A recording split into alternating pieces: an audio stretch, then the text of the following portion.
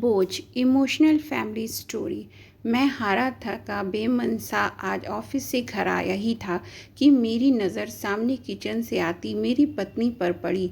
वो देखने से ही काफ़ी उखड़ी उखड़ी लग रही थी। उसकी मनोदशा देखते ही मैं समझ गया था कि ज़रूर ही कोई तो बात है, इसलिए मीनाक्षी इतनी रूखी रूखी सी लग रही है।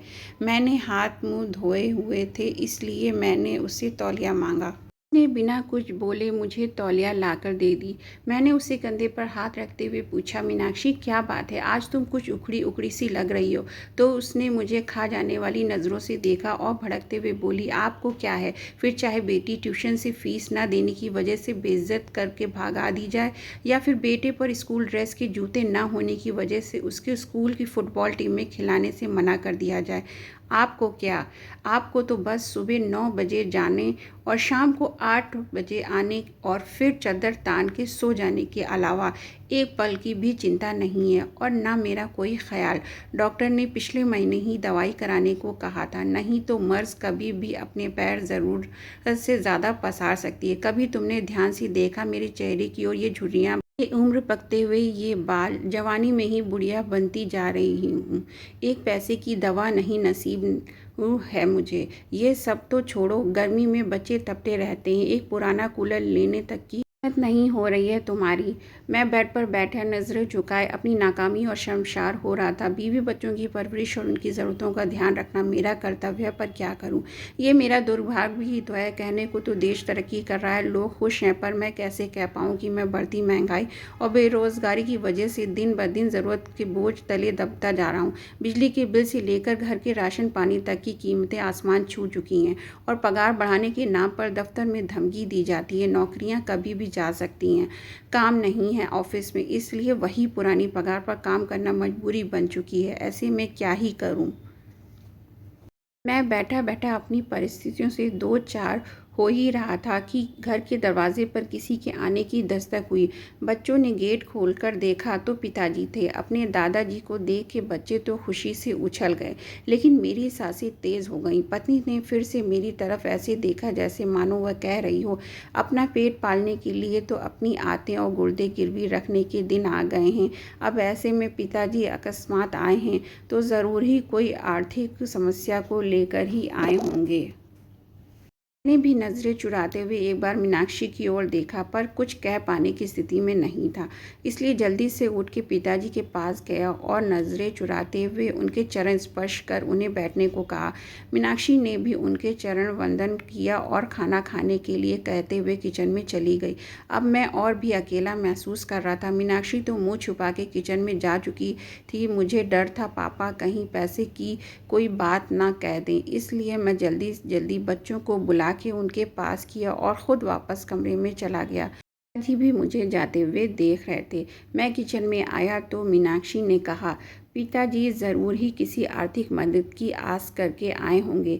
ऐसे में इन्हें हम ही याद आते हैं। बड़े वाले भाई साहब को कोई याद नहीं करता, देने के नाम पर उनका नंबर आता है, और जब कोई ज़रूरत हो तो सब लोग हमारे यहाँ आते जाते हैं। वैसे तो ये शब्द मीनाक्षी कभी नहीं बोलती, पर इस बार उसके घर की तंगहाली इस लेवल पर थी कि उसे मरने के लिए अगर जहर खरीदना हो तो उसके लिए भी पैसे का इंतज़ाम न के बराबर ही था। एक तरफ मीनाक्षी लगातार मुझे बोले जा रही थी और दूसरी ओर मैं था जो कुछ पाने में असमर्थ नहीं था। अंततः मैंने मीनाक्षी को चुप रहने के लिए कहा, तुम शांत हो जाओ, कुछ भी करके कल मैं तुम्हारी दवाई और बच्चों की ज़रूरत का सामान ला दूंगा, पर अभी के लिए पिताजी का मान रखो। उनके सामने घर में कलेश करने का मतलब उनकी मान मर्यादा के खिलाफ है। मीनाक्षी समझदार थी, पर उस पर आर्थिक तंगी का बुखार चढ़ा हुआ था, इसलिए वो बेकाबू थी। कहाँ से लाओगे, भीख मांग के या फिर खुद को गिरवी रख करके? ये मेरा काम है, क्या करूँगा क्या नहीं, तुम बस अभी भगवान के लिए शांत हो जाओ। अब मीनाक्षी शांत हो गई। वो खाना लेकर टेबल पर लगा देती है। अब पापा और बच्चों सहित एक साथ खाना खाने लगते हैं। खाना खाते टाइम पापा ने एकाएक मेरी ओर देखा और पास बैठने को कहा। मेरी सांसें और दिल दोनों ही तेज़ हो गया, कहीं पिताजी कोई मांग ना कर दें, क्योंकि मेरे पास अभी देने के नाम पर केवल वक्त ही था। मैं ज़ुबान भी नहीं दे सकता था। पिताजी बोले, देखो अभी काम ज़ोर चल रहा है, खेती का काम बहुत है, इसलिए अभी की ही गाड़ी से वापस जाना पड़ेगा। मैं यहाँ रुक नहीं सकता हूँ। तुम्हारी माँ बहुत चिंता कर रही थी। पिछले कुछ महीनों से तुम फ़ोन और बात बहुत कम कर रहे हो, और ऐसा तुम तभी करते हो जब तुम किसी परेशानी में होते हो। ये तुम्हारी बचपन की आदत है, इसलिए माँ के ज़ोर और मुझे मुन्ना और मुन्नी की याद सता रही थी, इसलिए मैं आ गया। यहाँ तक तो ठीक था। अब मैं अवाक बैठा था कि अब पापा क्या कहने वाले हैं। मैंने एक नज़र मीनाक्षी को देखा तो वो किचन की चौखट पकड़े पापा की आड़ किए हुए खड़ी थी, और पापा आगे क्या कहने वाले हैं जानने के लिए उत्सुक हो रही थी। लेकिन आगे पापा ने अभी कुछ कहा नहीं, बस खाना निपटाया और मुँह हाथ धोए। अब पापा ने अपने कुर्ते की जेब में हाथ डाला और एक नोटों की गड्डी निकाली और मेरे ओर बढ़ा दी। ये देख करके मैं अवाक और सकेत में आ गया। एक पल के लिए मैं स्तब्ध और निशब्द ही खड़ा रहा।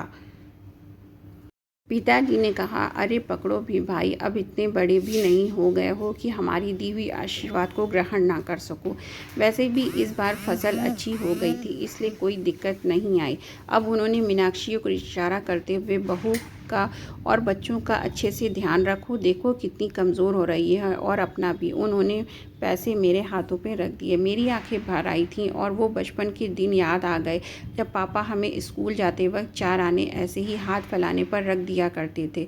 पर बस अंतर इतना होता था, उस वक्त मेरी आंखें झुकी हुई नहीं बल्कि प्यार और दुलार से ऊंची होती थीं। फिलहाल मीनाक्षी और मैं दोनों ही गलत साबित हो चुके थे, इसलिए खुद की नज़रें खुद से ही नहीं मिला पा रही थी। सच में बच्चों के लिए माँ बाप बोझ हो सकते हैं, पर माँ बाप के लिए बच्चे कभी भी बोझ नहीं होते। वे हमेशा उनका ध्यान रखते हैं। पोस्ट अच्छी लगी हो तो लाइक और शेयर ज़रूर करें।